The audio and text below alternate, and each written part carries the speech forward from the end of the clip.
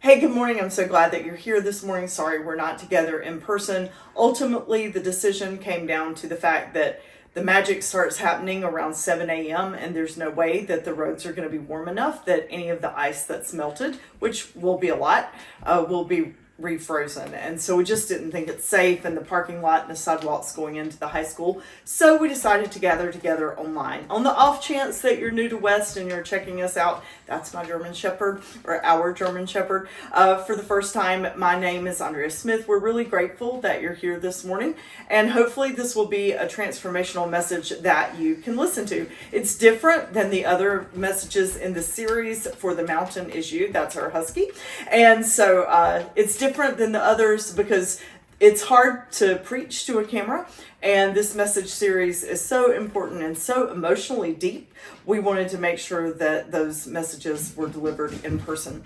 So I want you to sit back for about 20 minutes. You're going to watch a message that was filmed, 10 years ago. So I look a lot different, a lot younger, but hopefully the message and the meaning will be the same for you. We are at the last words of Christ, and you're going to see the triclinium table. And we talk about the question and the boldness of someone when Jesus cried out and said, "I'm thirsty," who actually gave him something to drink. And so I want to question us this morning. Are we that bold? Are we that courageous to be the one that steps up and follows him and offers him what he asked for? So take a look. This morning we continue in our series, The Last Phrases Spoken from the Cross, and I want you to hear the words that Jesus spoke this morning from the Gospel of John. Later, knowing that all was now completed, and so that the scripture would be fulfilled, Jesus said, "I am thirsty." A jar of wine vinegar was there, so they soaked a sponge in it, put the sponge on a stalk of the hyssop plant, and lifted it to his lips. All of the gospel writers include a different interpretation of when Jesus had his words on the cross that he uttered, "I am thirsty." Matthew and Mark don't go into the details with the words, but before they tell that part of the story, they talk about how when Jesus before he actually was nailed to the cross and they lifted the cross, there were some women there with him. And they went and they got a chalice and they put either bile or gall or myrrh, whichever interpretation you read, in that chalice to do one of two things to Jesus, either to numb his pain before he was actually hoisted up in the air, or to go ahead and begin the process of death. It was poison. And so Matthew and Mark say that when they lifted the chalice to his lips, then he smelled it and knew what was going to happen if he drank it, and so he turned it away. Well, then later on, when he was hanging there, he cries out, and this was one of his last phrases that he uttered, "I am thirsty." When we went to Uganda 2 years ago for the very first time, it changed all of us that went. I don't think I realized how much it changed my own children until very recently, when Lane had to write a paper for her English class and give a speech on that paper. And the subject was how we need to change our phrases here because we don't really know what they mean. And the first phrase that she cited was, "I'm starving to death." In her paper, she wrote that we don't know really what starvation is. And so that changed the fact that she used that phrase and tried not to use it anymore. Well, then yesterday, we were all riding in the car to Greensboro to go to Scott's grandmother's 90th birthday party. And I had a wedding that I had the opportunity and the privilege to celebrate earlier in the day. And I said, I've got to have something to drink. I am dying of thirst. And I heard Lane go, "It's always nice to be convicted by your own children." And I said, "You're right. I'm not dying of thirst." But 2 years ago when we went to Uganda, I think we were all very close to understanding what it meant to be really, really thirsty. We had traveled 24 hours. It was the first time many of us had been on a plane for that long and knew what a trip like that was like and the toll that it would take on your body. And then when we arrived, everybody had told us prior to going, you need to take water, you need to buy a 2-liter bottle of water at the airport in Amsterdam. You need to carry that with you. And I didn't listen. I didn't want to pay that much money for water. I don't even like water. So, I'd much rather have Diet Mountain Dew. They didn't have that in Amsterdam. So, we get to Uganda and we land in one city, and then we spent the night there in a hotel, and then there's an 8-hour bus ride to where Jeffrey and Acres of Hope is. We got on that bus and they had bought some water for us, but they were not used to having American mission teams, so they didn't buy enough and we didn't think ahead, and about halfway in that trip we were all so thirsty. By the time we got to Jeffrey's house that evening, he went to go buy more water from the little stand that was on the road, and the stand was closed. Now, in the middle of that night, I think we all knew what it was to be truly thirsty. Well, then flash ahead another year to last year. This time, we were just getting back from Uganda. There was another issue with water this time. Apparently, at the hotel, and I use that term very loosely, it is very different from any hotel we would ever stay at here in the United States. If the power is not working in the town, they don't have water. And I didn't really plan ahead for that. And there are a couple of things in my life that I do think are important. One is bathing. And so by the 4th day when we were in Uganda and the power was off in the town, the generator or whatever was broken, and there was no ability to have water, and we had gone days without a bath, it was bad. Not only did we smell, but we just felt bad. Well, then at dinner one night, Lance says, "I've got water." We're all like, "Oh my goodness, oh that's so cool." So Kathy Warner and I ran back to our hotel room and we went in the bathroom, and we're both standing there at the sink, and we turn on the little faucet and we watch, and there is nothing. And we were like, "Lance lied to us. How could he have water?" It must just be the reserves left in his own little bathroom. And so we went downstairs. "Lance, you have water?" "Yes, I've got water." "See?" Well, see, there was one other little factor about Lance's bathroom that caused me to not want to go in there very much. You see, commodes are another nice commodity in Uganda. Not everybody has one. And so in Lance's hotel room, there was no toilet. There was only a hole in the bottom of the floor. Now, I don't bathe places, really, where there are holes in the bottom of the floor. And so I went back to my room. I thought, okay, we can wait 1 or 2 more days, Kathy. Surely there will be water. Long story short, the power came back on, and we waited, knowing surely tomorrow we're going to have water. It's going to build back up in the reservoir, and everything's going to be all right. I want you to know that we came home not having bathed. And finally, I got so desperate, before we got on the airplane, I did go to Lance's bathroom and try.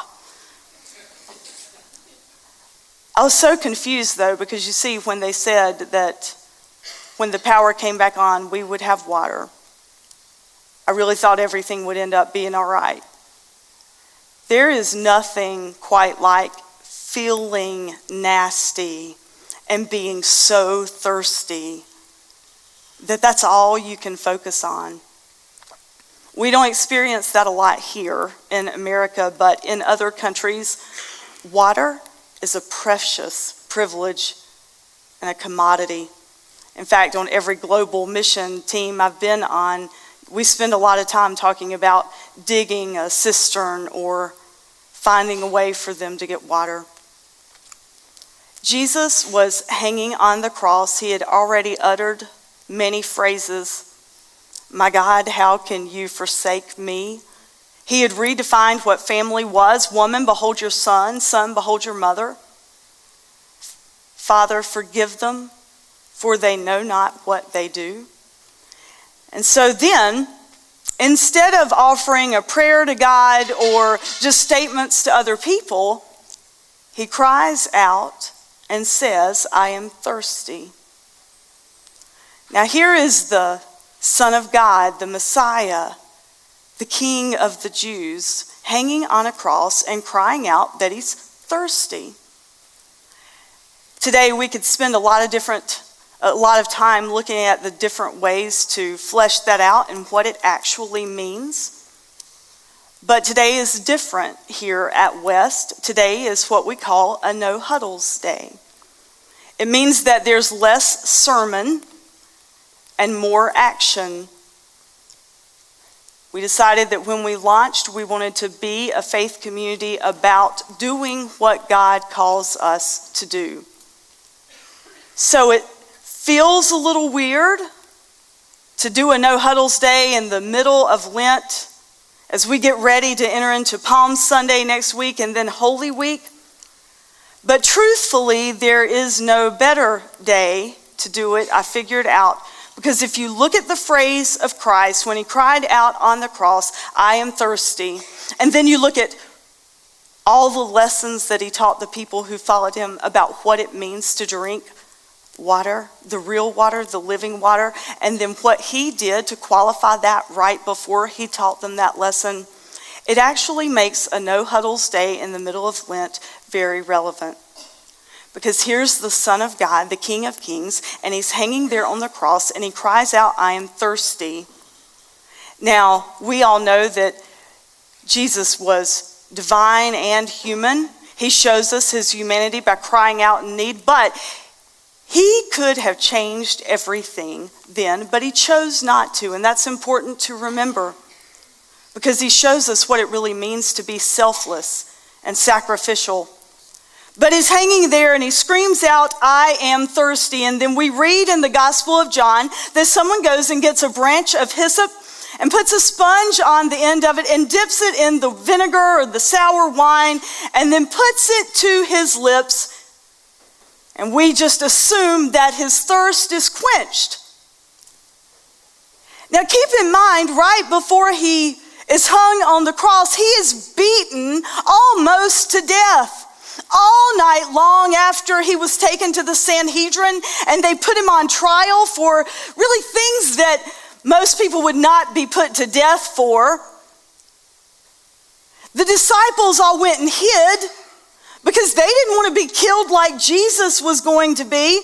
Everybody that really was one of his followers had deserted him except for a few women and John who were hanging out there on the cross. Why is that relevant? Because you see, Jesus cried out, I am thirsty. Somebody gave him something to drink. And if you walk away with any point today, that's what I want us to walk away with, is that while he was hanging there, just moments from his final breath, and he cried out, I am thirsty. Somebody in the crowd had enough bold courage to step up and give him something to drink. I really had never thought about that until I was preparing for today's message. Never been a big deal. But you know what it really is? Because think about it. There weren't really a whole lot of people that would have been Yay Jesus fans standing there in the crowd. His mom, the other Mary, and John. But we read that the disciples, those who followed him, they were gone. The people standing there in the crowds would have been the ones that were mocking him and spitting at him. So you can conjecture a lot of different things about who actually had the courage to step up and go give him something to drink.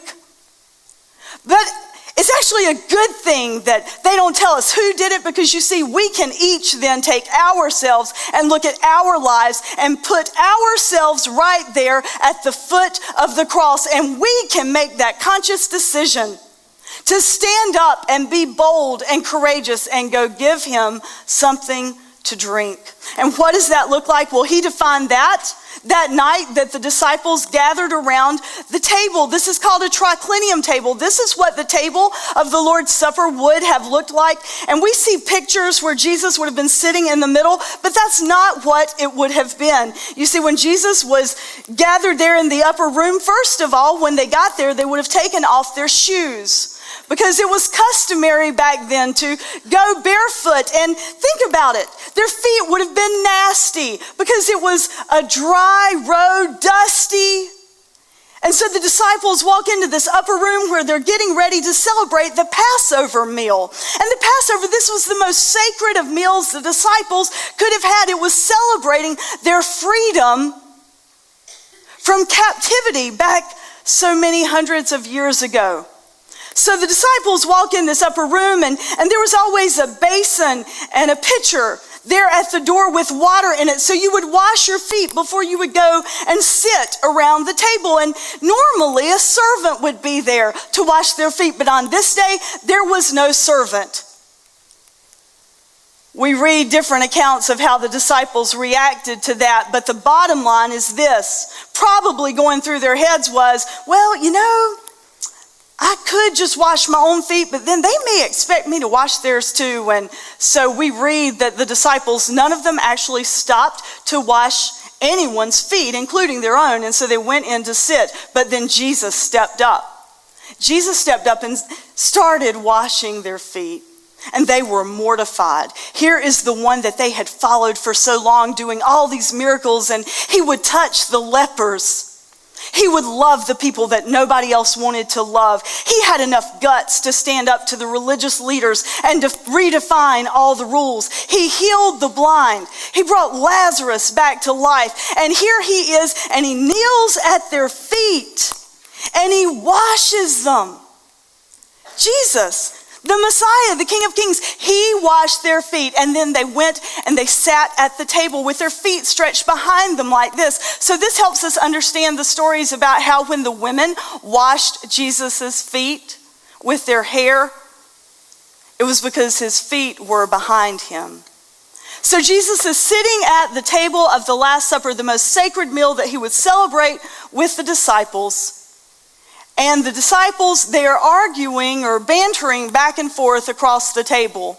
Who is the best? Who's going to be at your right hand, Jesus? And then Jesus said, you guys are missing the point. You don't get it, do you? And so then he broke the bread and poured the cup. Now, I talked about being thirsty and wanting water, and that in Uganda, I had no idea that water was equated to power. Well, I believe that quenching our thirst in our lives today is equated with power. And I believe that probably most of us in our lives find that we are thirsty. And we look for that thirst to be quenched in so many different places and so many different ways. The ultimate source for us not being thirsty anymore, that source is Jesus. And he redefined all the rules that night when he took the bread and he broke it and he gave thanks. And he said, this is my body, which is broken for you. Do this as often as you eat it, and do it in remembrance of me. And so he took the bread and he broke it, and then they passed it around the table, those who had followed him and loved him so much. And then, keeping in mind that this was the Passover meal that they were celebrating, and remember I said that they took a branch of hyssop and dipped it in the vinegar and put it to his mouth? Well, there was one other time in their history that they had been told about a branch of hyssop and something that it did. You see, when the people of Israel, the night before they were led to freedom from Pharaoh, that night before they were told that if they would take a branch of hyssop And they would sacrifice a perfect lamb and dip that branch in the blood and then put a mark over the top of their door that the angel of death would pass on by. And so all the people that were following God did that, and then the next day they were led to freedom, and they were led to the promised land. Now keep that in mind. That's the meal they're celebrating. And then Jesus says, "This is my blood that is poured out for each of you.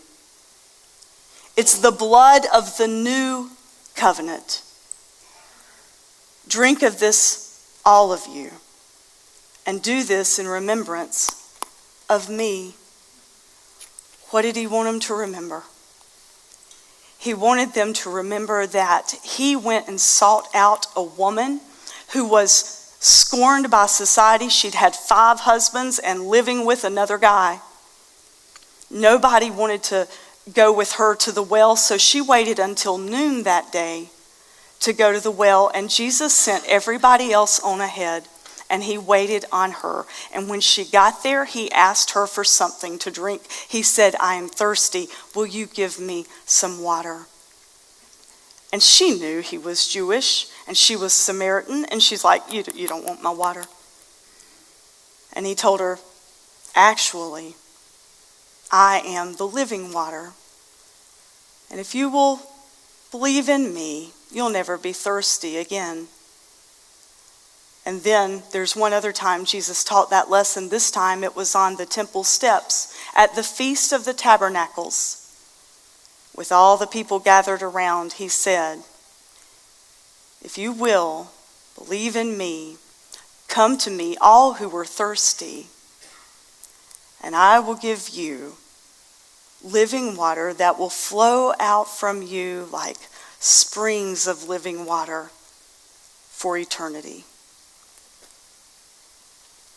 I don't know where you may be in your life that you're thirsty. But I do know that if we try to quench our thirst with things of this world, we will always want more.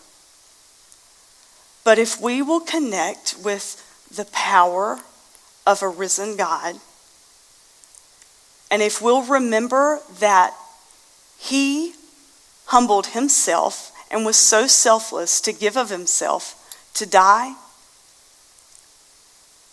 so that we could see what that really meant and what it meant to hurt and what it meant to be in need. If we'll think about that and then think about the new promise that he gave when he redefined it all back to 2 things. And the 2 things that Jesus said, the new covenant, you love God with all that you are, and you love your neighbor as yourself. Let us pray. Gracious God, will you pour out your Spirit on this bread and this cup? As we think back to so many thousand years ago, make this be for us your body and your blood that was shed so selflessly. And then, God, you call us to go and feed those who are hungry, clothe those who are in need.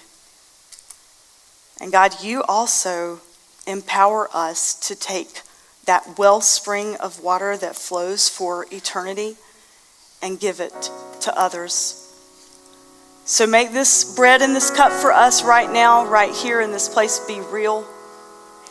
And God, wherever we're thirsty, meet us where we are and help us feel your power and your presence. Because you are a living God. And if we'll just lean into you and love you, we don't ever have to be thirsty again. Thanks be to God.